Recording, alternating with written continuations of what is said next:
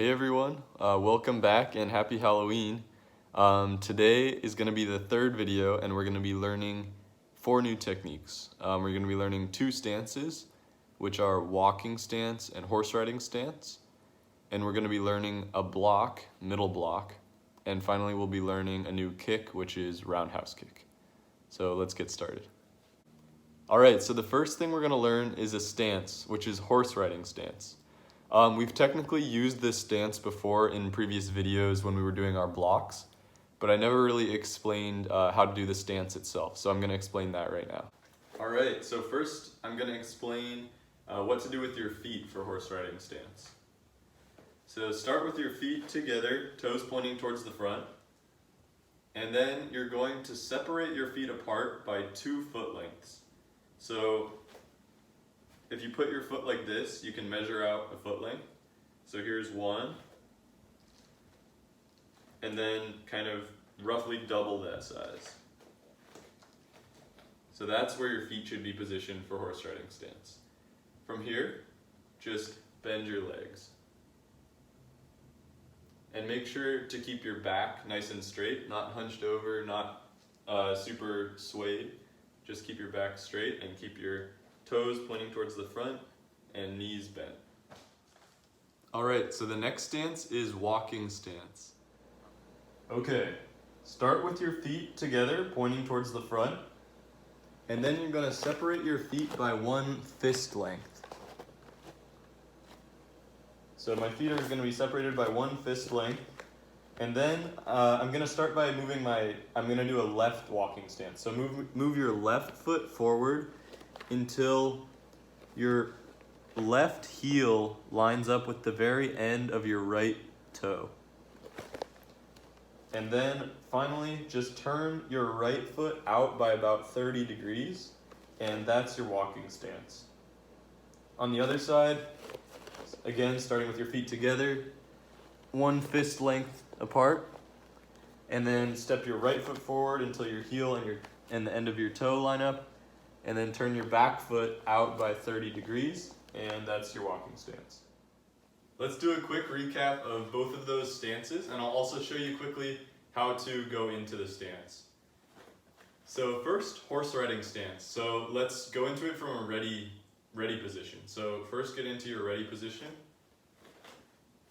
and then you're going to put your hands out in front of you, and as you step your left foot into horse riding stance, bring your hands back to your hip bones. So that's horse riding stance. And for walking stance, I'll just quickly show you what it looks like with my entire body in the frame. So with the right foot forward, and with the left foot forward. Alright, so now we're going to learn a new block. Actually, we're going to use the stance that we just learned, so horse riding stance. So get into your horse riding stance. And this is the block we're going to learn. I'm going to demonstrate first. This is middle block. Alright, so let's break down the steps. So from your horse riding stance, we're going to start by blocking with our right hand. So the blocking hand, the right hand, pulls back. The non-blocking hand faces towards the front, kind of like a punch. And then you switch. So your blocking hand moves here, and your non-blocking hand comes back to your hip bone. So one more time, blocking with the right. We go blocking hand up high, non-blocking hand in front, and then switch. So on the left, it's very similar. So we're blocking with the left now. So the blocking hand comes back, non-blocking hand goes towards the front, and then blocking hand to the front, other hand back to the hip bone. So one more time, middle block. Alright, now it's time for the kick of the day, roundhouse kick. So first I'll just show you what it looks like.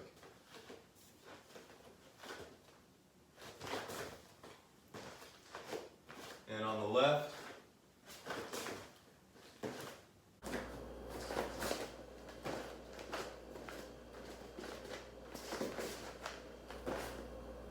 Alright, so when you're learning this kick, it's actually very similar to front kick. So start in a kicking stance. We're gonna kick with our back leg. This is my right leg. So you're going to start the same exact way as with front kick. So you're gonna lift your knee, pointing your toes downward, making sure your planted foot is pivoted outward. And then the second step is you're going to turn your leg sideways. So your lower leg should form, a horizontal line with the floor. Finally, the last step is you just extend your knee and kick.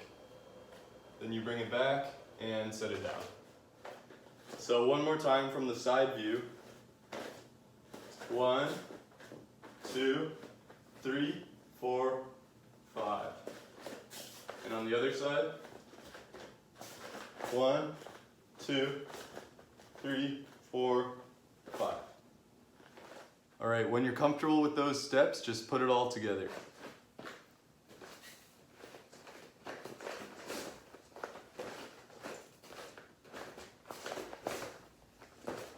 So when you're doing your roundhouse kick, you want to make sure that your leg is in a straight line. So see how my toes, my knee, my hip, my shoulder, and my head are all in the same line. I'm not going like this or like this. Everything lines up. So that's how you want to have it for your roundhouse kick. All right, thanks for watching. If you have any questions, as always, please reach out to Coach O or myself. Otherwise, I hope you have a great weekend, and I'll see you soon.